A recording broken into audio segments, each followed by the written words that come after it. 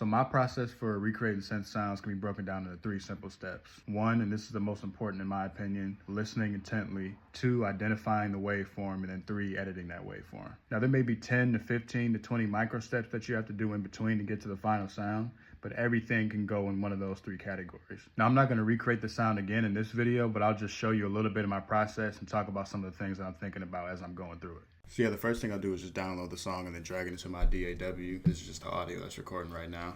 And then once I have it in there, I'll just highlight the particular section I'm trying to recreate and just listen to it over and over and over again. My T.O. girls, let me see your hands.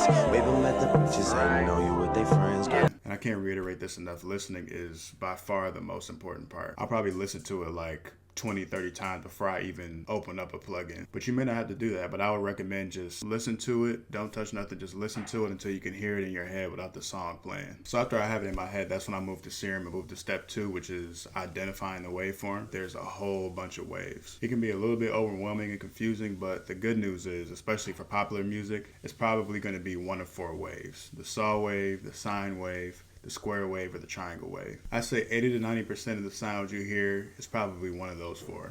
And what do you know, this sound happens to be the saw wave, which is just the default thing that's like open in Serum. So once I have the sound in my head and once I know what the waveform actually is, then we move to step 3, editing the waveform. Now this is probably the hardest part and the part that takes the longest to figure out. But like anything with repetition, if you just keep doing it over and over and trying to recreate different songs, it'll kind of become like second nature. And when it comes to all the different settings and envelopes and filters and oscillators, there's a video somebody sent me about a year ago, and it's probably the best resource I've ever come across, breaking down like what each of those things do.